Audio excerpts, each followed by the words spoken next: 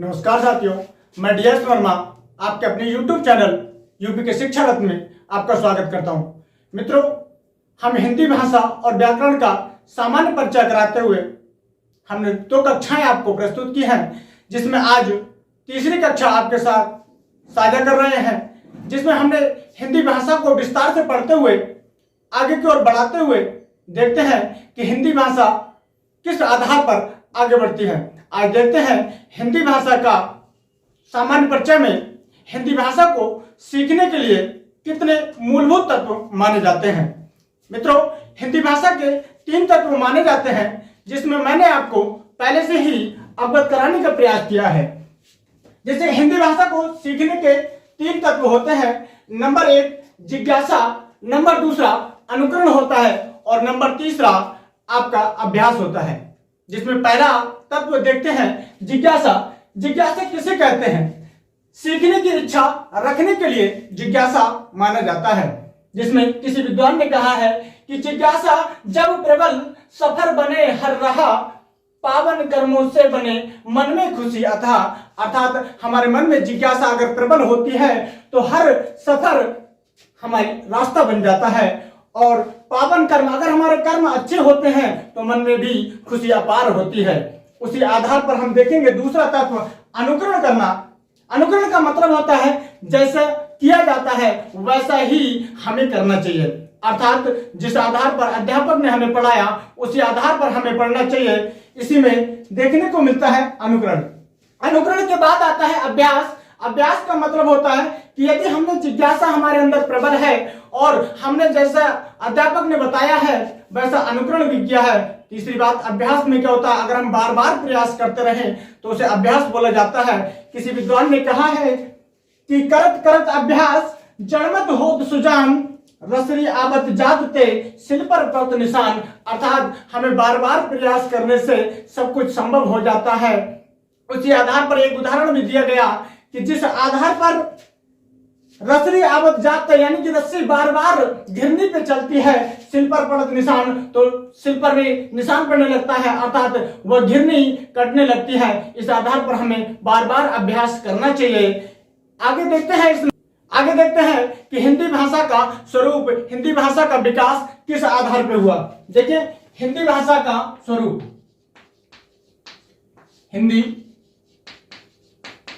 भाषा का स्वरूप।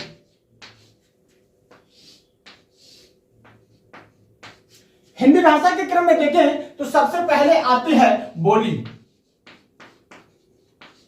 बोली क्या होता है बेटा कि एक सीमित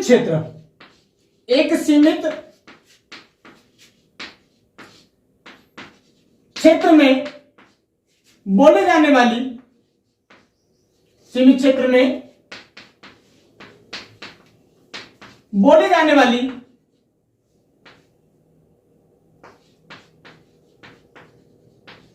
भाषा को क्या बोला जाता है? बोली बोला जाता है। इसी बोली का अगर आगे की ओर क्षेत्र बढ़ जाए तो यही बोली भाषा बन जाती है। यानी कि जब क्षेत्र बड़ा हो जाए तो वह बोली भाषा बन जाती है। तीसरे क्रम में आता है मातृभाषा। मातृभाषा किसे कहते हैं? मातृभाषा जो हम समाज अर्थात माता पिता के द्वारा सीखते हैं, माता के मुख से सीखे जाने वाली भाषा, सीखे जाने वाली भाषा माता के मुख से सीखी जाने वाली भाषा मातृभाषा कहलाती है। ये सबसे अच्छी हमारी भाषा मानी जाती है। किसी विद्वान ने कहा है कि निज भाषा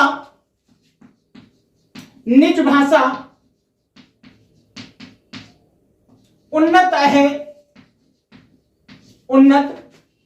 है सब उन्नत के मूल बिन निज भाषा ज्ञान के बिन निज भाषा ज्ञान के मिटत न हिय का सूल, मिटत न हिय का सूल। निज भाषा उन्नत है सब उन्नत के मूल, बिन निज भाषा ज्ञान के मिटत न हिय सूल। अर्थात हम दिन भर किसी ऑफिस में काम करें, भले ही हम अंग्रेजी पूरे दिन बोले, लेकिन हमारे मन को तसल्ली तभी मिलती है जब हम अपनी ही भाषा में बात करते हैं। इस आधार पर मातृभाषा के क्रम में आगे देखते हैं तो हमारी मातृभाषा के बाद आती है राज्य भाषा। राज्य भाषा को देखें तो जहां संपूर्ण कार्य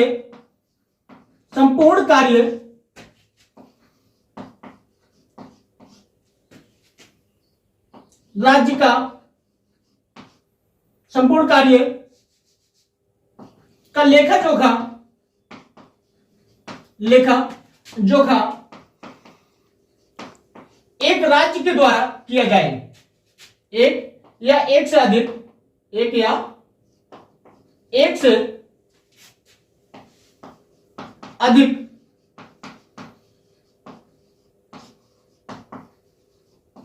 राज्य के द्वारा किया जाए।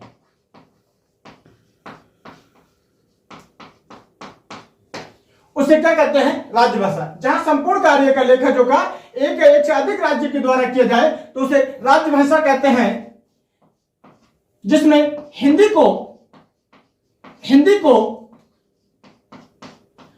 राज्य भाषा का दर्जा दिया गया है।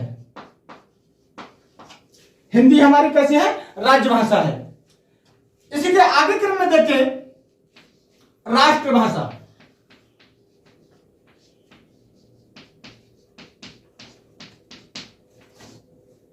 जहां एक संपूर्ण देश के द्वारा, जहां एक संपूर्ण देश के नागरिकों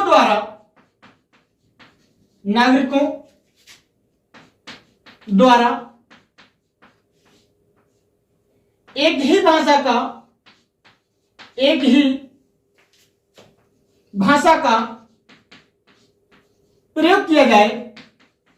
प्रयोग किया जाए वहां राष्ट्रभाषा घोषित की जाती है। हमारे भारत की कोई भी अपनी राष्ट्रभाषा नहीं है, क्योंकि भारत में विभिन्न भाषाएं बोली जाती हैं, जबकि कुछ क्षेत्रों में हिंदी बोली जाती है। तो हिंदी राज्य भाषा है, ना कि राष्ट्रभाषा। नोट में क्या बताते हैं? भारत की कोई राष्ट्रभाषा नहीं है, राष्ट्रभाषा नहीं है।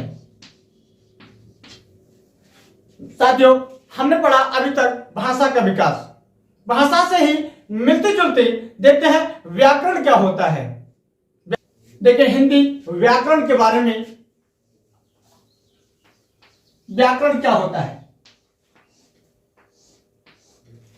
व्याकरण का अगर संधि विच्छेद देखें, संधि विच्छेद अगर हम करके देखें तो इसका संधि विच्छेद होता है वि धन आ धन करण। वि का मतलब होता है विस्तृत, आ से समान अर्थ निकलता है अध्ययन,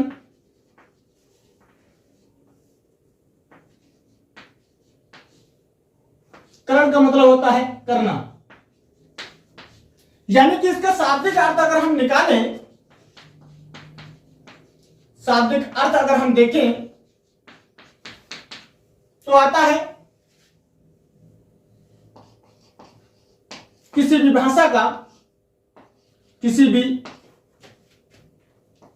भाषा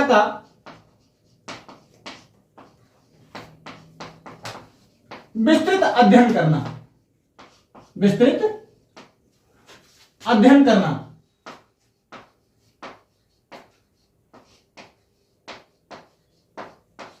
यानी कि किसी भी सब्जेक्ट, किसी विषय का विस्तृत अध्ययन करना व्याकरण कहलाता है।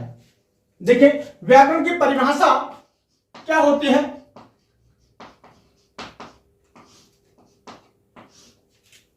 व्याकरण एक विधा है, या इसे ग्रंथ भी बताते हैं, या इसे रचना भी कह सकते हैं, या कृति भी कहते हैं। व्याकरण एक विधा, ग्रंथ, रचना या कृति है जिससे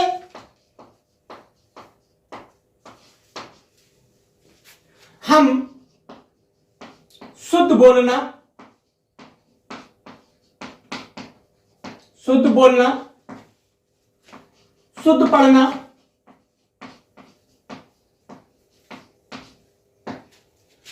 शुद्ध लिखना,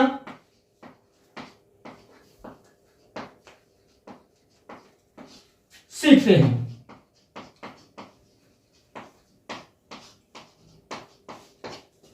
व्याकरण क्या है? व्याकरण एक विद्या है, ग्रंथ है, रचना है या कृति है जिसे हम शुद्ध पढ़ना, शुद्ध लिखना व शुद्ध बोलना सीखते हैं। व्याकरण को देखें, इसके दो अंग माने जाते हैं। व्याकरण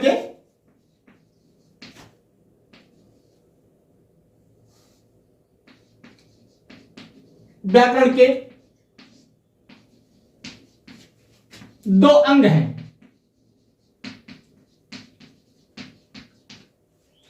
नंबर एक आता है लिखित व्याकरण,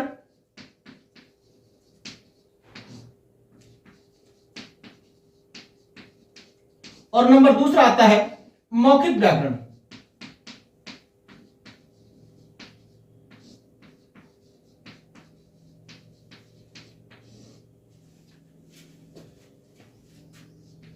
व्याकरण की रचना,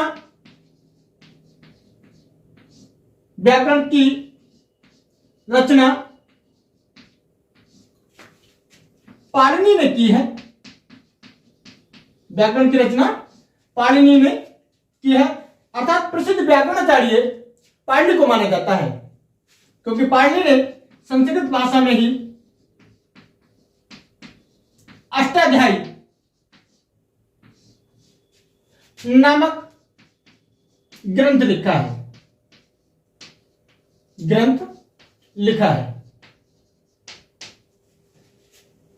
व्याकरण को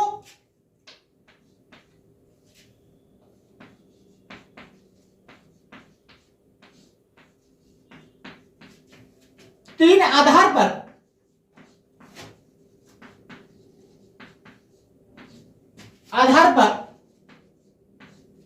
बांटा जाता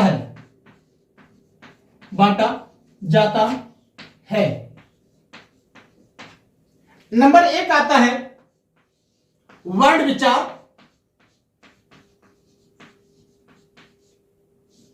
नंबर दूसरा आता है शब्द विचार,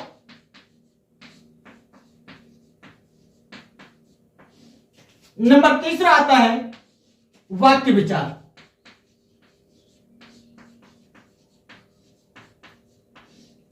इस आधार पर हम व्याकरण को अगर पढ़ के देखें, वर्ण विचार, शब्द विचार और वाक्य विचार, अर्थात इसके भी तीन अंग हो जाते हैं। देखिए व्याकरण के बारे में कि वर्ण विचार क्या होता है, शब्द विचार क्या होता है और वाक्य विचार क्या होगा। साथियों, हमने देखा कि व्याकरण के भाग कितने होते हैं, व्याकरण के अंग कितने होते हैं। तो व्याकरण बोलो या भाषा, इनके तीन अंग माने जाते हैं, तीन अंग होते हैं। पहला अंग मानते हैं वर्ण विचार के लिए, दूसरा माना जाता है शब्द विचार के लिए,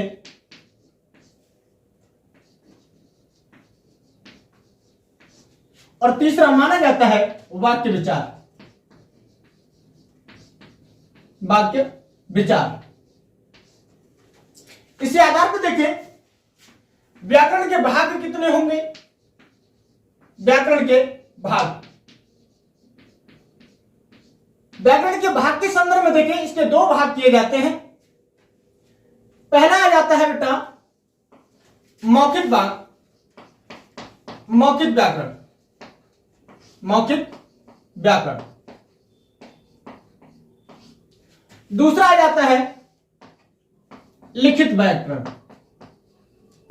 लिखित व्याकरण।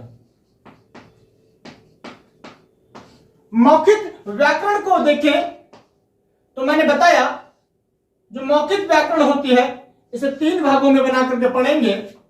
नंबर 1 वर्ण विचार, नंबर 2 शब्द विचार और नंबर 3 वाक्य विचार।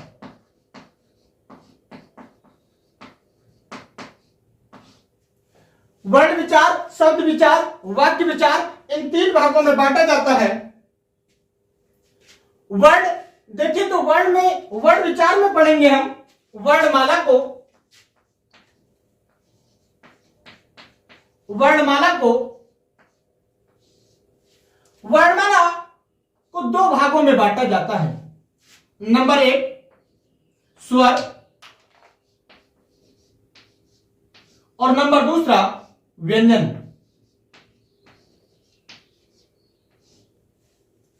शब्द विचार में देखें तो यह अपने आप में 4 प्रकार से होगा।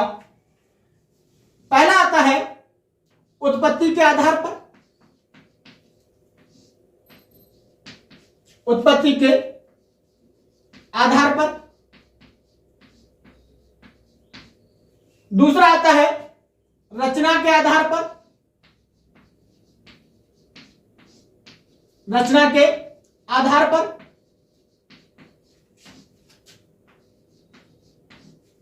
तीसरा आता है अर्थ के आधार पर।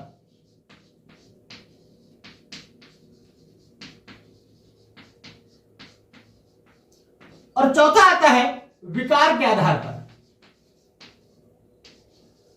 विकार के आधार पर।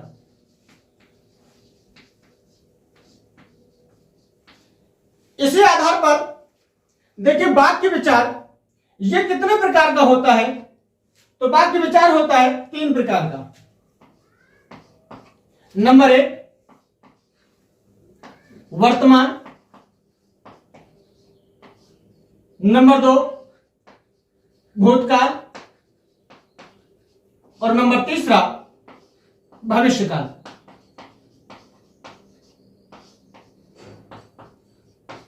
यानी कि मौखिक व्याकरण में पढ़ते हैं वर्ण विचार, शब्द विचार, वाक्य विचार। वर्ण विचार में वर्णमाला को पढ़ेंगे और वर्णमाला को 2 भागों में स्वर और व्यंजन के रूप में बांटा जाता है। शब्द विचार को 4 भागों में बांटा, उत्पत्ति के आधार पर, रचना के आधार पर, अर्थ के आधार पर, विकार के आधार पर। जबकि विकार के आधार पर भी ये 2 प्रकार के होते हैं। विकार के आधार पर 2 प्रकार के होते हैं। नंबर 1 होता है विकारी, नंबर 1 विकारी और नंबर 2 अविकारी। नंबर 2 आता है अविकारी।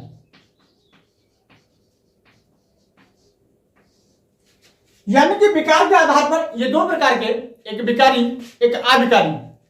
विकारी भी अपने आप में 4 प्रकार का होगा, संज्ञा, सर्वनाम, क्रिया, विशेषण। उसी आधार पर अविकारी भी 4 भागों में बटा होता है। साथियों, अगर मेरा पढ़ाना आपको अच्छा लगता हो तो वीडियो को ज्यादा से ज्यादा शेयर करना, लाइक करना और कमेंट करना और सब्सक्राइब भी सबसे पहले करना। साथियों, इसमें देखेंगे हमने कि व्याकरण के 2 भाग, मौखिक व्याकरण, लिखित व्याकरण। मौखिक व्याकरण को 3 भागों में बांटा, वर्ण विचार, शब्द विचार, वाक्य विचार। इस आधार पर लिखित व्याकरण को भी हम देखें तो लिखित व्याकरण को भी आगे क्रम में देखें तो यह भी अपने आप में बहुत ही ज्यादा इंपॉर्टेंट होता है। जैसे लिखित व्याकरण में आप देखेंगे कि किस आधार पर इसे आगे बढ़ाया जाता है। नंबर 1 होता है रचना के आधार पर। रचना के आधार पर।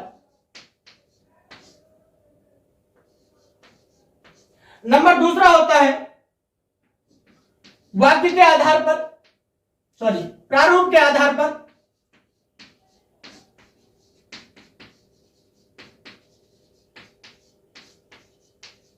नंबर तीसरा होता है साहित्य के आधार पर, साहित्य के आधार पर। इस प्रकार से आपका संपूर्ण व्याकरण का यह प्रारूप बनकर तैयार होता है, जिसमें हम सबसे पहले पढ़ेंगे मौखिक व्याकरण के लिए, और मौखिक व्याकरण में पढ़ के देखेंगे वर्ण विचार कि वर्ण विचार क्या होता है। देखो इसमें आगे के लिए नंबर पहला आता है वर्ण विचार।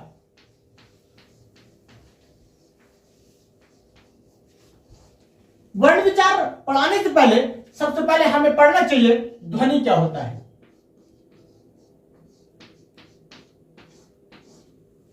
वर्णों से सबसे पहले छोटी ध्वनि होती है, जो कि मन में आने वाली आध्वनात्मक इकाई को ध्वनि कहा जाता है। अर्थात भाषा की सबसे छोटी इकाई, भाषा की सबसे छोटी आलिखित इकाई ध्वनि माना जाता है। अर्थात वर्ण विचार में सबसे पहले हम पढ़ के देखते हैं ध्वनि। तो ध्वनि कैसे होता है कि भाषा की सबसे छोटी आध्वनात्मक नात्मक इकाई ध्वनि कहलाती है।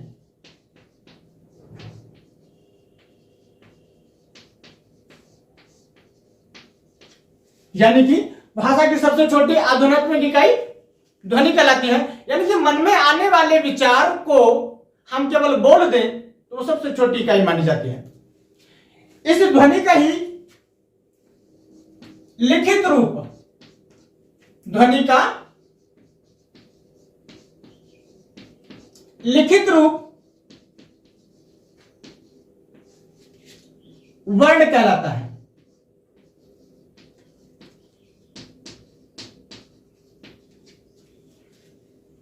ध्वनि का लिखित रूप क्या कहलाता है? वर्ण कहलाता है। लिखित रूप क्या कहलाएगा? वर्ण कहलाता है। देखिए वर्ण के बारे में कि वर्ण होगा क्या, आपसे प्रश्न पूछे जाते हैं। नोट में मैं आपको बता रहा हूं, भाषा की सबसे छोटी इकाई क्या होगी? भाषा की सबसे छोटी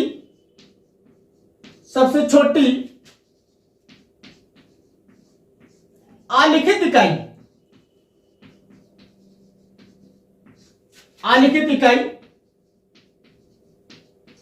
तो आपको बताना होगा भाषा की सबसे छोटी आलिखित इकाई ध्वनि।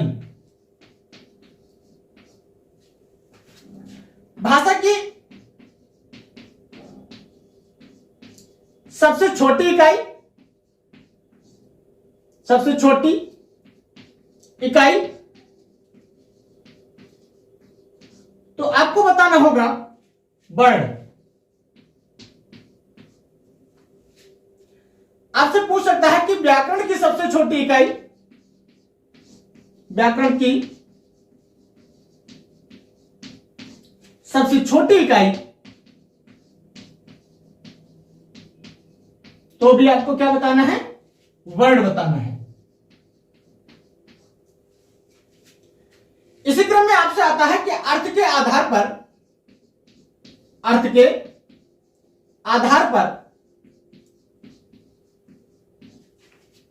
सबसे छोटी इकाई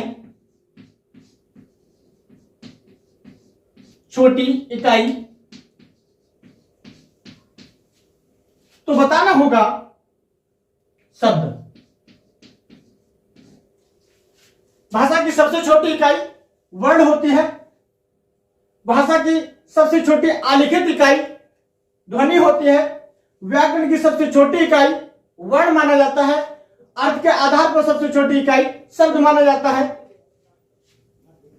इसी क्रम में भावार्थ के आधार पर, भावार्थ के आधार पर सबसे छोटी इकाई, सबसे छोटी इकाई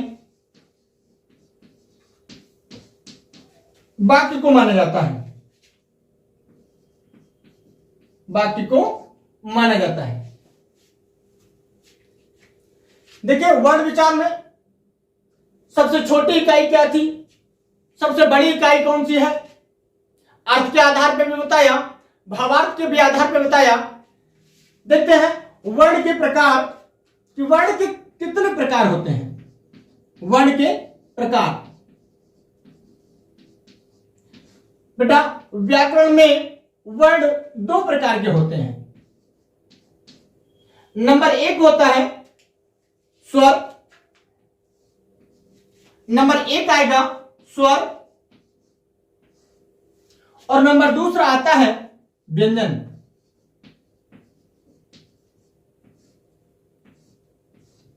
नंबर एक स्वर, नंबर दूसरा व्यंजन। जो स्वर होता है यह अपने आप में स्वतंत्र होता है, स्वतंत्र होता है, जबकि व्यंजन स्वर की सहायता से बोले जाने के कारण बता सकते हो यह स्वतंत्र नहीं होता है, स्वतंत्र नहीं होता है। स्वर को भी हम आगे कई आधार पर इन्हें बांट सकते हैं। नंबर एक आता है मात्रा के आधार पर, मात्रा के आधार पर। स्वर के प्रकार कितने होते हैं, 5 प्रकार बना दिए जाते हैं, या 5 भागों में से पढ़ करके देखते हैं। नंबर एक आता है मात्रा के आधार पर, नंबर दूसरा ओष्ठाकृति के आधार पर, ओष्ठाकृति के आधार पर,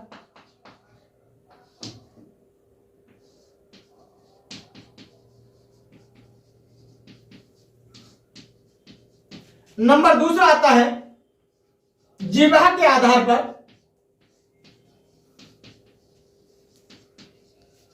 जीवा के आधार पर, नंबर अगला आएगा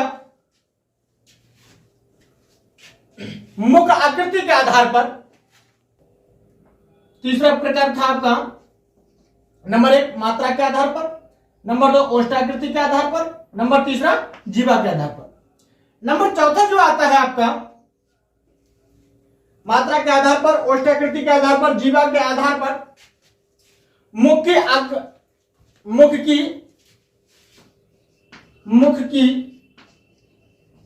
आकृति के आधार पर,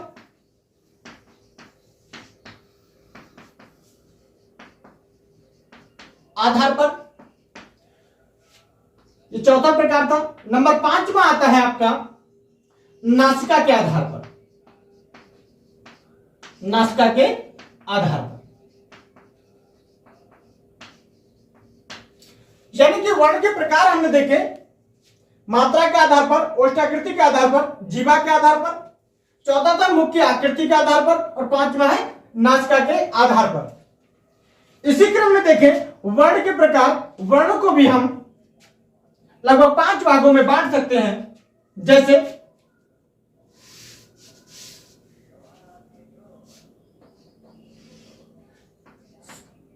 सबसे पहले व्यंजन को देखें, साधारण वर्गीकरण, साधारण वर्गीकरण। सिंपल तौर से देखेंगे कि इनका साधारण वर्गीकरण किस आधार पर किया जाता है। नंबर दूसरा आता है घोष या कंपन के आधार पर, घोष या कंपन के आधार पर। नंबर तीसरा जो आएगा उसे कहते हैं प्राणवायु के आधार पर, प्राण वायु के आधार पर।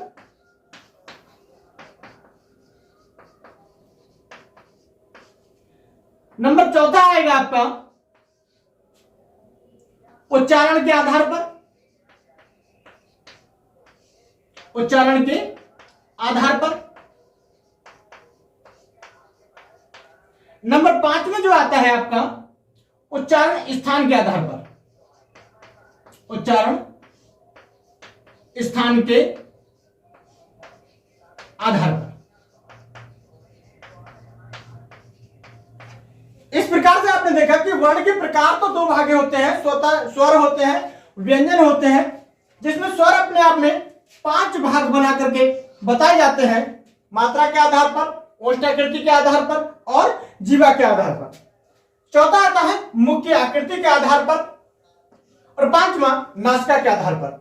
इसी आधार पर हमने देखा कि वर्ण का जो व्यंजन होता है वो भी 5 प्रकार से होता है। नंबर 1 साधारण वर्गीकरण करके पढ़ेंगे, घोष या कंपन के आधार पर पढ़ेंगे, प्राण वायु के आधार पर पढ़ेंगे, उच्चारण के आधार पर पढ़ेंगे और उच्चारण स्थान के आधार पर पढ़ेंगे। जिसमें अब देखते हैं हम स्वर का वर्गीकरण किस आधार पर स्वर बांटे गए हैं।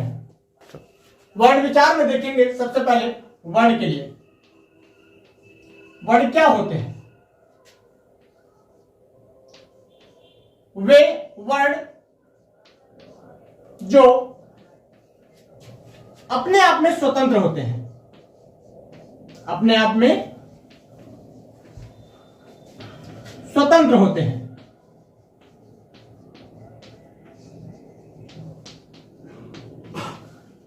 या हम इन्हें कह सकते हैं कि जिनका उच्चारण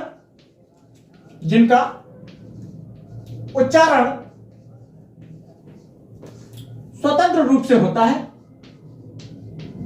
स्वतंत्र रूप से होता है,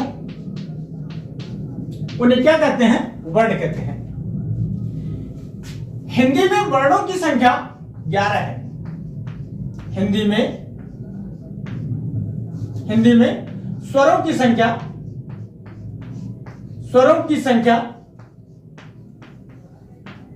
11 है। जबकि मूल भाषा बोले तो संस्कृत में इनकी संख्या 13 होती है। हिंदी में स्वरों की संख्या 11 कौन कौन से होते हैं? जैसे आ, दीर्घ, छोटी, बड़ी, छोटा ऊ, बड़ा ऊ, ऋ, ए, आए, ओ और औ।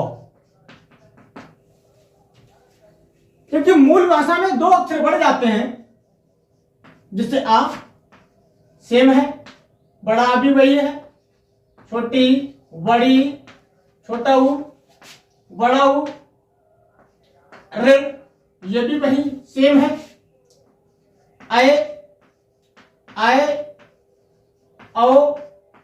औ।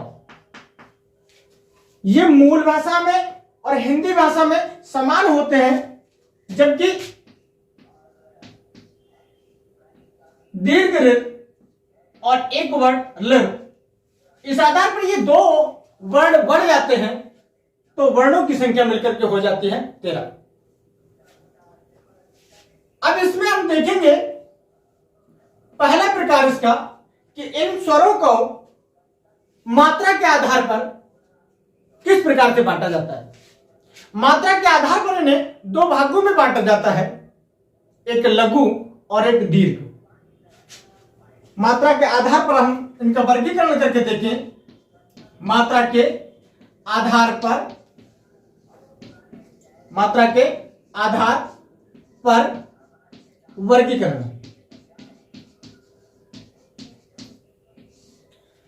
मात्रा के आधार पर इनके वर्गीकरण करके देखते हैं तो ये 2 प्रकार के पाए जाते हैं।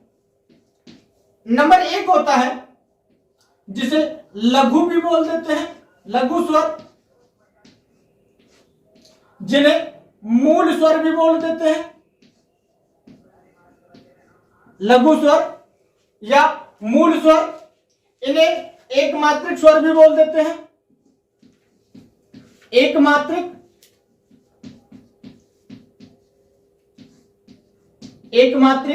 स्वर भी बोल देते हैं, इन्हें हार्श स्वर भी बोल देते हैं, हार्श स्वर।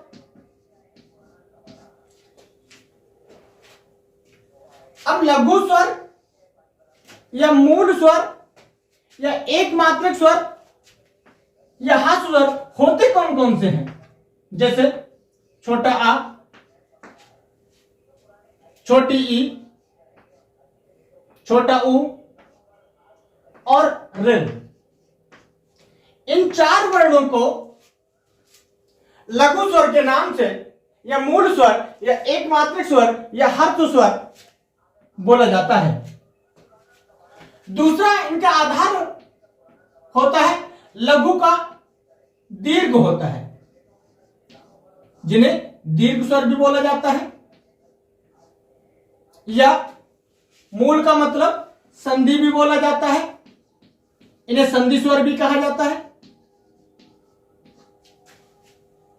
इन्हें द्विमात्रिक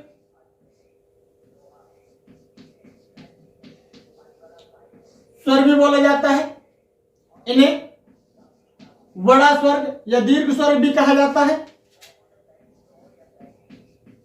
दीर्घ स्वर,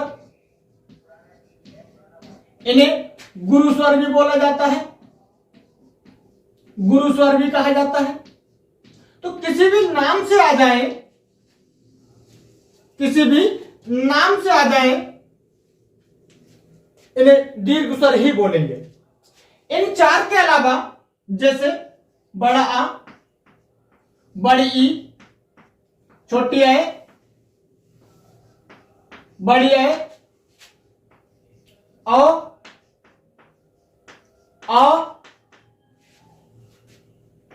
और दीर्घ उ, ये 7 वर्ण गुरु स्वर में आते हैं।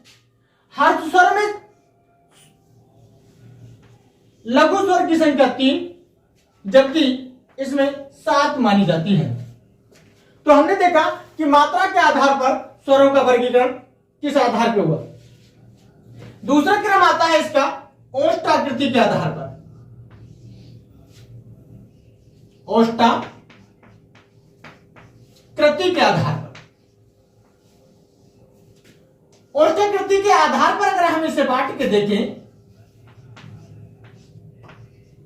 तो ये 2 भागों में होते हैं। नंबर 1, जहां पर हमारे होंठ की आकृति गोल होती है, अर्थात वृत्त आकार में बनती है, वृत्तमुखी, और जहां पर हमारे होंठ का शेप वृत्ताकार में नहीं बनता, उन्हें आवृत्तमुखी कहते हैं। तो नंबर 1 आता है वृत्तमुखी, और नंबर दूसरा आएगा आपका आवृत्तमुखी। वृत्तमुखी में कौन कौन रखे जाते हैं?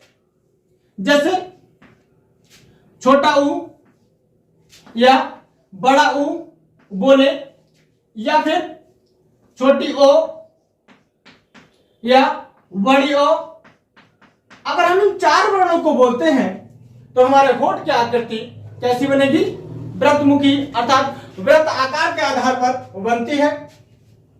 जबकि आवृत्तमुखी में देखें, छोटा आ, बड़ा आ, छोटी ई, बड़ी ई, छोटा बड़ा, छोटी बड़ी, छोटी ए, आए और ऋ,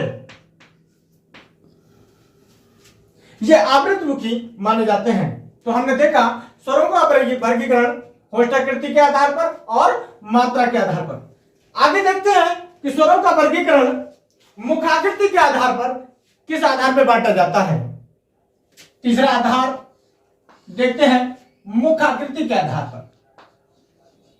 मुखाकृति के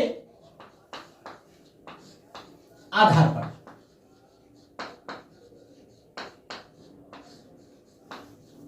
मुखाकृति के आधार पर देखें तो इन्हें 4 भागों में बांटा गया है।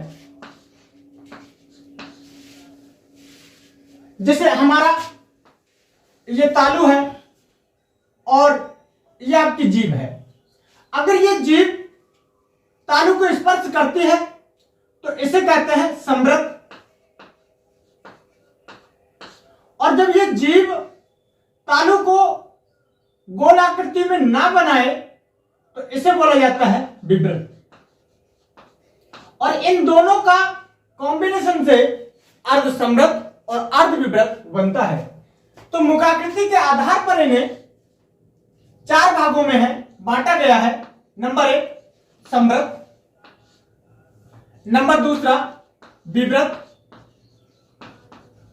और नंबर 3 अर्ध समृद्ध, अर्ध समृद्ध और नंबर 4 अर्ध विवृत।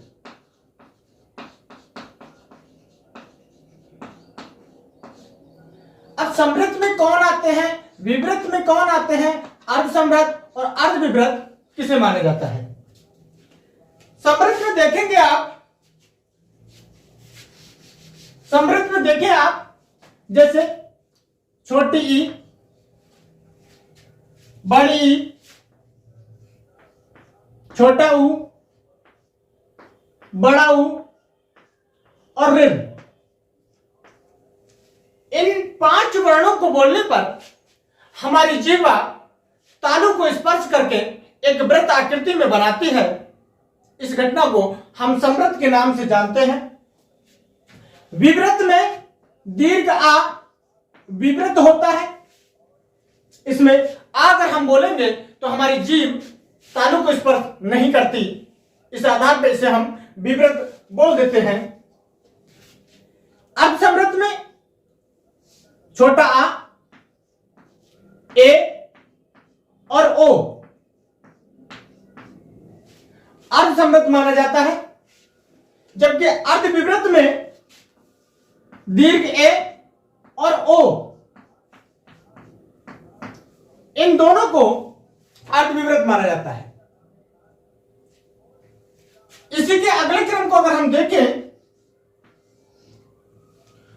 हमने मुखाकृति के आधार पर पढ़ा, ओष्ठाकृति के आधार पर पढ़ा और मात्रा के आधार पर हमने पढ़ के देखा कि स्वरों का वर्गीकरण किस आधार पर होता है। चौथा क्रम आता है जीवा की आकृति के आधार पर।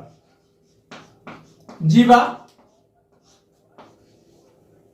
की आकृति के आधार पर, यानी कि हमारी जीभ किस आधार पर काम करती है, उस आधार पर अगर हम स्वरों का वर्गीकरण देखें तो जब जीभ का अग्रभाग काम करे, अग्रभाग काम करे या मध्य भाग काम करे या जीभ का पश्च भाग काम करे, जिन्हें उच्चारण करने पर अगर जीभ का आगे का भाग काम करता है तो जीभ की क्रियाशीलता के आधार पर अग्रभाग में देखेंगे कौन से वर्ण आते हैं, या जिन्हें बोलने पर मध्य भाग काम करता है या जिन्हें बोलने पर पश्च भाग काम करता है। तो मध्य भाग में आप देखेंगे इसमें केवल एक ही वर्ण आता है जो छोटे आ को रिप्रेजेंट करता है, यानी कि छोटे आ को एक ही वर्ण मध्य भाग में आएगा। बाकी के सभी 3 नंबर बनाने वाले सभी वर्ण जैसे बड़ा आ, छोटा ऊ, बड़ा ऊ, छोटी ओ, बड़ी ओ, ये 5 वर्ण पश्च भाग में काम करते हैं। जबकि अग्रभाग में देखें तो जीभ की क्रियाशीलता के आधार पर अग्रभाग में छोटी ई, बड़ी ई, छोटा ऊ इसमें नहीं आएगा, छोटी ई, बड़ी ई, छोटी ए, बड़ी ए, ये 4 वर्ण अग्रभाग में काम करते हैं। ये होते हैं जीभ की क्रियाशीलता के आधार पर। इसी आधार पर देखें हम 5वां क्रम जो आता है आपका नासिका के आधार पर। नासिका के आधार पर, नासिका के आधार पर इन्हें दो भागों में बांटा जाता है। एक होता है अनुनासिक,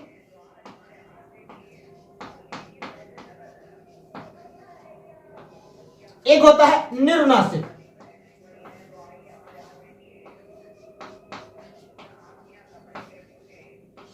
यानी कि अनुनासिक और निरुनासिक, जिसमें यह अनुनासिक या निरुनासिक को बोल सकते हैं हम नासिक, या इसी को बोल सकते हैं नासिक स्वर,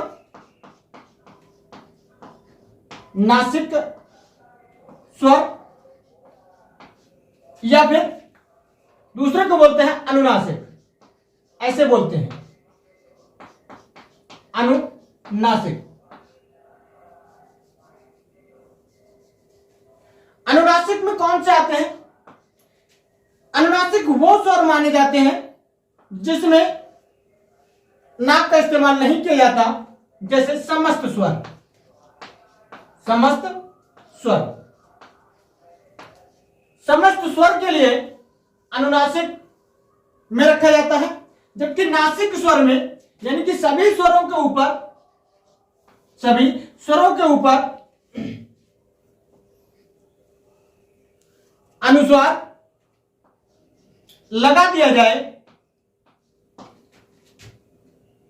अनुस्वार या बिंदु लगा दिया जाए, तो ये सबके सब स्वर नासिक स्वर के नाम से जाने जाते हैं। इस आधार पर देखिए आपने स्वरों का वर्गीकरण 5 भागों में बांटा था। यहीं पे देखते हैं अयोग्यवह, क्योंकि 2 वर्ण हमारे रह जाते हैं। अयोग्यवह, अयोग्यवह क्या होता है? अयोग्य वर्ण वे वर्ण होते हैं बेटा जो दिखेंगे तो स्वर के साथ, लेकिन लगे व्यंजन के साथ होते हैं। यानी कि इनका शाब्दिक अर्थ देखें, आ मतलब नहीं, योग मतलब जुड़े होंगे। अयोग्य क्या होते हैं? तो आप देखेंगे कि वे वर्ण जो स्वर के साथ, स्वर के साथ जुड़कर वहन नहीं होते, वहन नहीं होते,